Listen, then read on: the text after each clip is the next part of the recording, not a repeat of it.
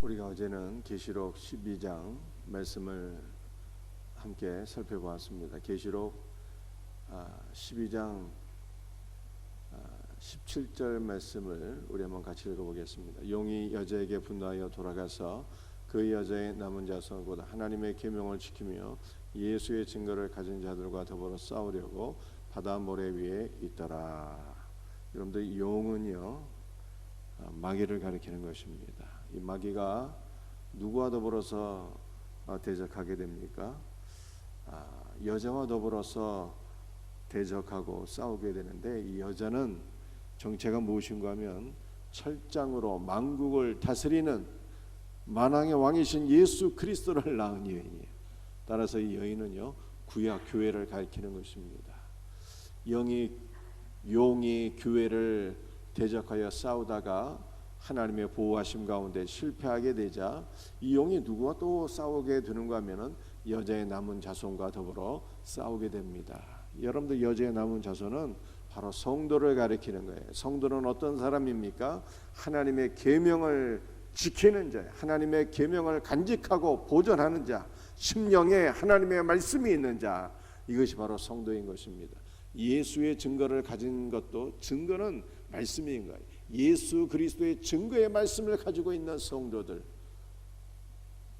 성도들과 더불어 용이 싸운다, 이렇게 말씀하고 있어요. 여러분들, 저와 여러분들이 예수 그리스도의 증거의 말씀을 가지고 있으면 마지막 시대에 그리스도를 증거하는 자가 되고요, 영적 전쟁에서 우리가 승리자가 될 것을 믿으시기를 바랍니다.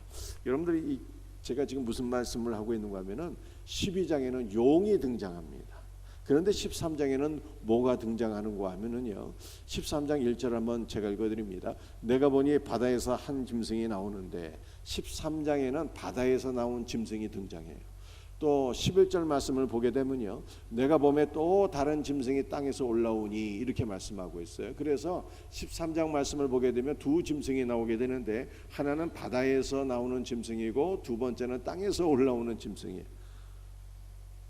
그런데 이 12장의 용과 더불어서 13장에 등장하는 두 짐승, 바다에서 나온 짐승, 땅에서 나온 짐승, 이것은 사탄의 삼위일체가 되는 것입니다. 마귀는 어떤 존재일까요? 마귀는 하나님, 즉 삼위일체 하나님을 흉내내고 모방하고 하나님을 대적하는 것이 마귀예요. 우리 하나님께서 삼위일체로 존재하지 않습니까? 성부와 성자와 성령으로 존재하신다고요. 하나님은 한 분이신데 삼위가 있는 거예요. 그런데 마귀도 하나님을 흉내내거든요. 그 마귀도 삼위일체가 있어요. 마귀의 삼위일체가 뭔가 하면 용과, 12장에 나오는 용과, 그 다음에 바다에서 나오는 짐승, 그리고 땅에서 나오는 짐승이 사탄의 삼위일체. 이 용은 성부 하나님을 흉내내는 거고요, 바다에서 나오는 짐승은 성자 예수 그리스도를 흉내내고, 그 다음에 땅에서 올라오는 짐승이 성령을 모방하는 존재가 되는 것입니다. 정말 그런지 한번 살펴보겠습니다. 13장 2절과 3절 말씀 우리 한번 쭉 같이 읽어봅니다. 내가 본 짐승은 표범과 비슷하고 그 발은 곰의 발 같고 그 입은 사자의 입 같은데 용이 자기의 능력과 보좌와 큰 권세를 그에게 주었더라. 아멘. 여러분들, 여기까지.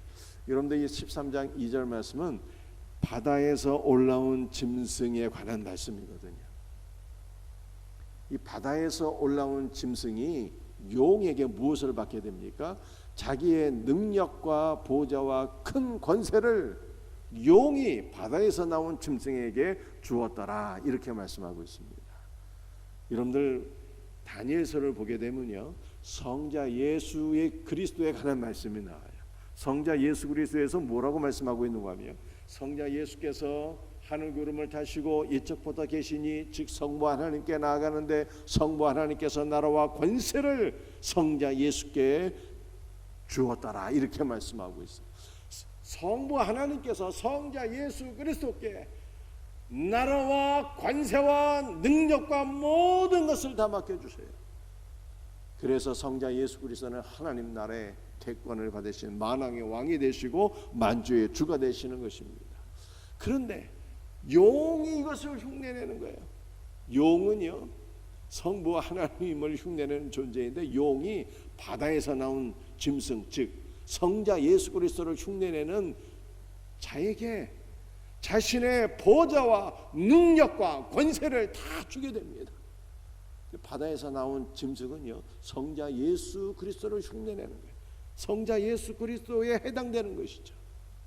3절 말씀 한번 보시기 바랍니다. 그의 머리 하나가 상하여 죽게 된 것 같더니 그 죽게 되었던 상처가 나음에 온 땅이 놀랍게 여겨 짐승을 따르고. 여러분들, 바다에서 올라온 짐승은요, 머리가 7개가 있어요. 1절 말씀을 보니까. 그런데 그 7개의 머리 가운데 하나가 상하여서 죽은 것처럼 보이는데 나중에는 그 죽게 되었던 상처가 낫게 됩니다. 여러분들, 이것은 바로 예수 그리스도를 흉내내는 거예요. 여러분들, 예수님은 어떤 분이십니까? 저와 여러분의 모든 죄짐을 다 짊어지시고 십자가에서 고난을 받으시고 죽으시고 장사 지낸 바 되시고, 그리고 죽은 자 가운데서 3일 만에 다시 부활하셨어요. 예수님은 우리를 위하여 죽으시고 부활하신 분이에요. 그런데 마귀가 이걸 흉내내는 거예요. 바다에서 올라온 짐승이 죽었다가 부활하신 예수 그리스도를 흉내내는데 어떻게 되었다고 말씀하고 있습니까? 머리 하나가 죽은 것이 아니라 죽은 것처럼 보였는데 다시 회복이 돼요. 그래서 땅에 있는 사람들이 깜짝 놀라며 그 바다에서 올라온 짐승에게 미혹을 당하고 그를 따르더라, 이렇게 말씀하고 있어요.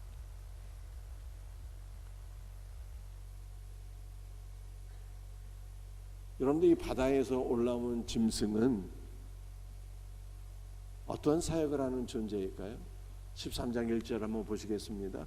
내가 보니 바다에서 한 짐승이 나오는데 뿔이 10이요 머리가 7이라. 그 뿔에는 10 왕관이 있고 그 머리들에게는 신속 모독하는 이름들이 있더라. 이 바다에서 올라온 이 짐승의 뿔이 10이에요. 뿔은 권세를 가리키는 거거든요.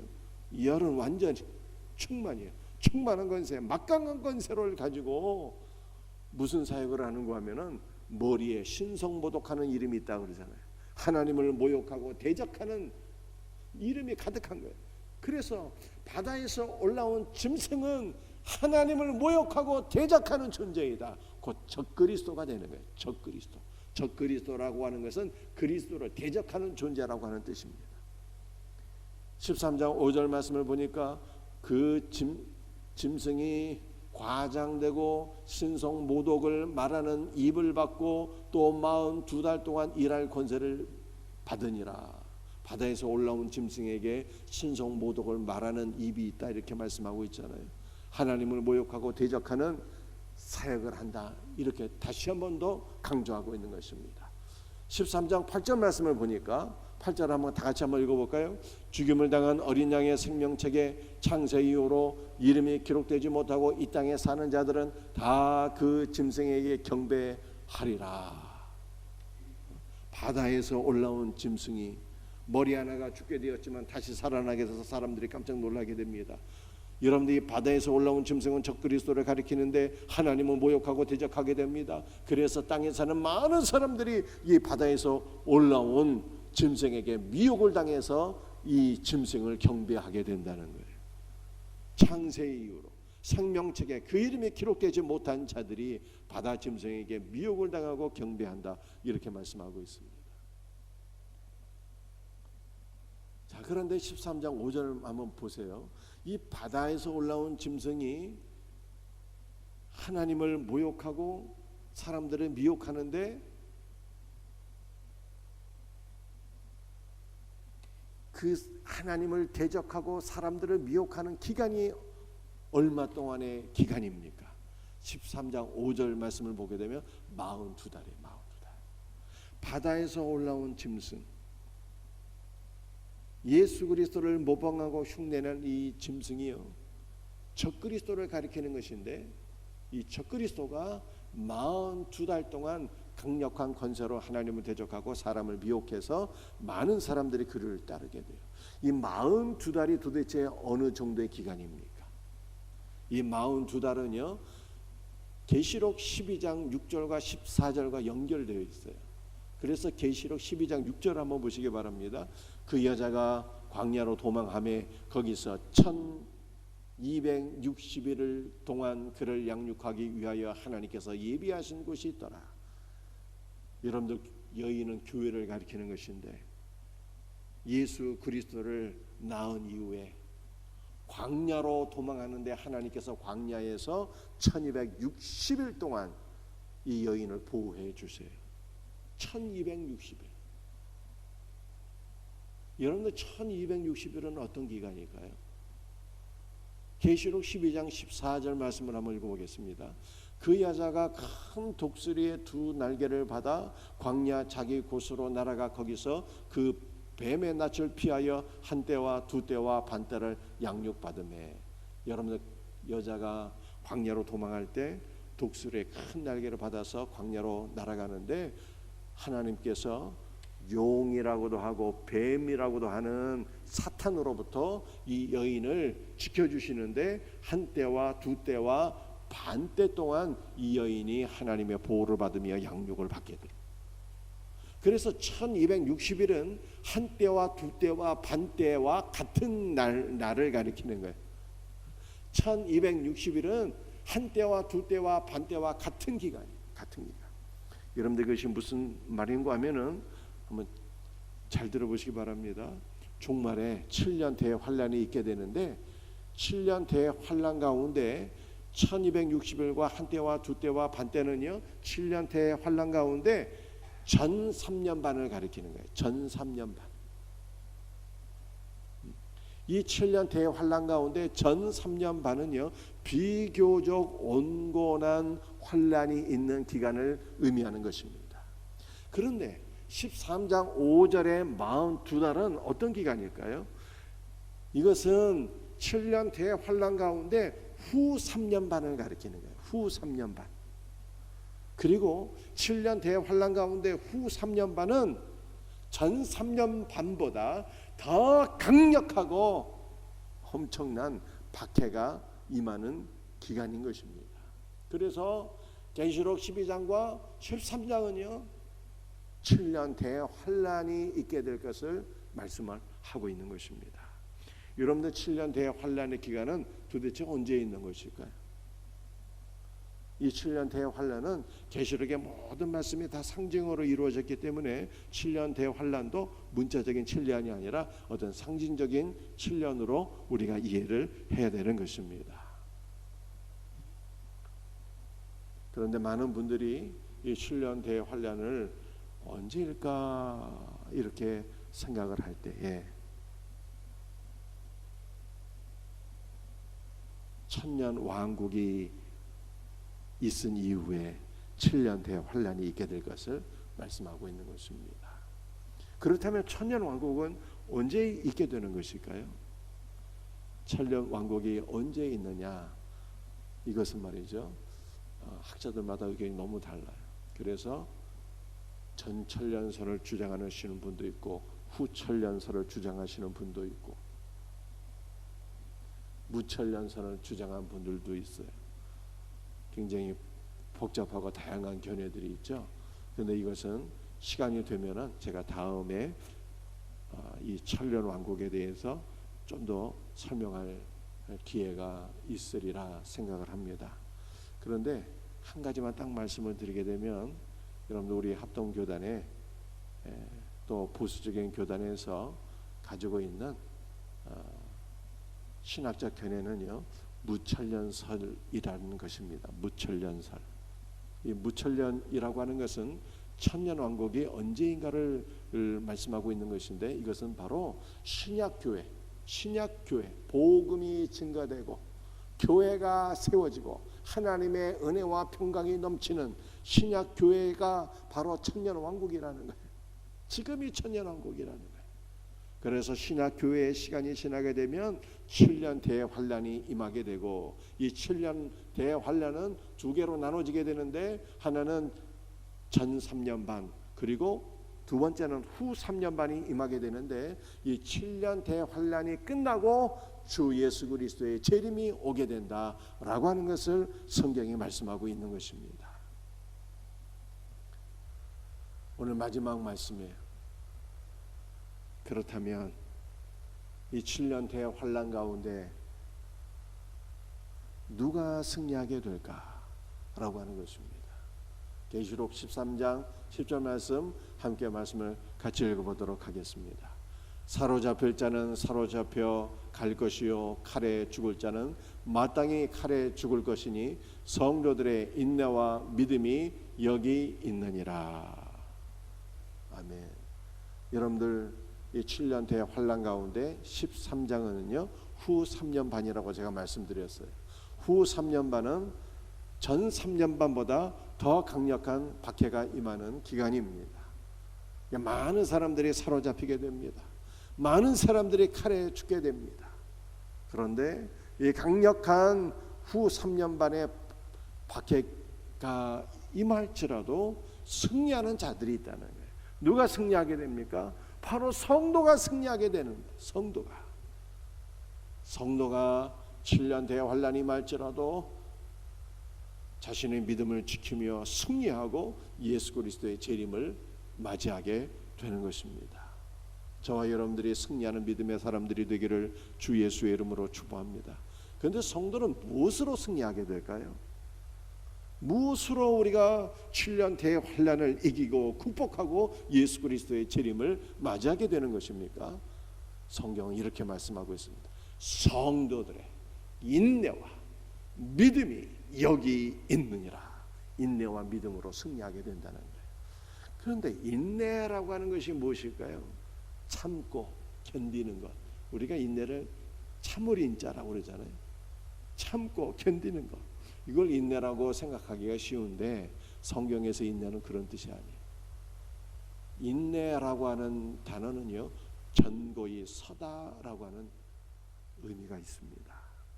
그래서 인내와 믿음이라는 것은 믿음이 견고하게 세워진 자가 성도이며 믿음이 견고하게 세워질 때 우리는 7년 대환란도 거뜬히 이기고 예수 그리스도의 재림을 맞이하게 된다는 뜻입니다.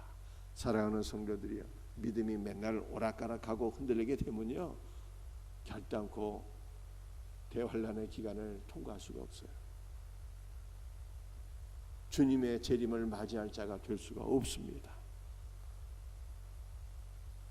최후의 승리자가 되려면 우리의 믿음이 견고하게 세워져야 됩니다. 저와 여러분의 믿음이 견고하게 세워지기를 예수님의 이름으로 축복합니다.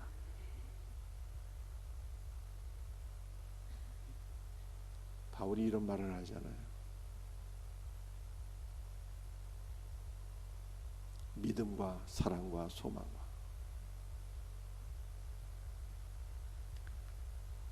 이 세 가지는 항상 있을 것인데 그 중에 제일은 사랑이라 이렇게 얘기합니다. 그런데 사랑이 무엇일까요? 사도 요한이 말씀하기를 하나님은 사랑이시라 이렇게 얘기했어요. 하나님은 사랑이시래요. 사랑은 하나님을 가리키는 거예요. 히브리서 말씀을 보게 되면 소망의 닻이라고 표현하고 있습니다. 소망의 닻은 예수님이에요. 여러분들 닻은 배가 항구에 정박할 때 닻을 내리게 되면요 그 배를 닻이 붙잡아 주는 거거든요. 비바람이 일어나고 풍랑이 일어나도 배가 항구에서 떠나가지 아니하도록 닻이 꼭 붙잡아 주는 역할을 하게 됩니다. 여러분들 소망의 닻은 예수님, 우리가 예수님을 소망하는 거예요. 예수님이 우리에게 소망의 닻이 되어서 우리의 믿음이 흔들리지 않도록 딱 붙잡아 주시거든요. 사랑이 주 예수요, 소망이 주 예수라면 믿음도 뭘까? 믿음도 예수 그리스도를 가리키는 거예요. 시브리서 11장 1절에 믿음은 바라는 것들의 실상이라고 그러잖아요. 그래서 제가 다 설명을 드렸어요. 이 실상이라는 것이 무엇인지. 우리 안에 강력하게 서 계신 하나님의 본체가 되신 예수 그리스도를 의미하는 것입니다. 믿음도 예수 그리스도를 가리키는 거예요. 그래서 여러분들 우리의 믿음이 되시는 예수님이 우리 안에 견고히 서서 우리를 꽉 붙잡아 주실 때 우리는 7년 대환란도 통과하고 예수 그리스도의 재림을 맞이하는 자가 될 수가 있는 것입니다. 여러분들, 우리는 늘 흔들리는 자들이거든요. 우리는 참으로 연약해서 단 한 하루도 견딜 수가 없는 자들이에요. 그런데 우리 주님께서 저와 여러분을 견고히 세워주실 것을 믿으시길 바랍니다. 우리 주님께서 능력의 손으로 우리를 붙잡아 주셔서 우리의 믿음이 흔들리지 않게 하시고 최후의 승리자가 되게 하시는 거예요. 그러므로 여러분들 마지막 때까지 승리하기 위해서는요, 예수로 충만해야 돼요. 우리 안에 예수로 충만하게 될 때 예수님이 나를 붙잡아 주시고 나의 흔들림을 견고하게 하시고 최후의 승리자가 되게 하실 것을 믿으시길 바랍니다. 그러므로 오늘 새벽에도 주 예수 그리스도를 사모하고 주 예수 그리스도를 간구하고 주 예수로 충만하기를 주님의 이름으로 축복합니다. 기도하시겠어요? 아버지 하나님, 감사합니다. 오늘 계시록 말씀을 붙잡고 기도하오니 마지막 때에 7년 대환란이 있을 것을 말씀하고 있습니다. 사탄의 삼일체가 많은 사람들을 미혹하고 교회를 대적하게 될 것을 말씀하고 있는데, 이 마지막 7년 대환란의 시간이 올지라도 주여 우리가 승리하게 될 것을 믿습니다. 인내와 믿음으로 승리하게 된다고 말씀하고 있습니다.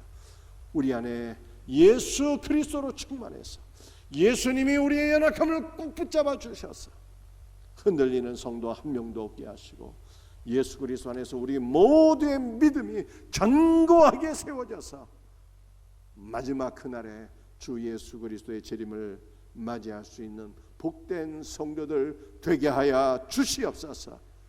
모든 것을 감사합니다. 오늘 새벽에도 예수 그리스도의 보혈로 덮어주시고 주 예수로 충만하게 하시고 예수의 이름으로 간구하는 모든 것들이 하늘 보좌에 상달되어 응답받게 하여 주시옵소서. 예수님의 이름으로 감사하며 기도합니다.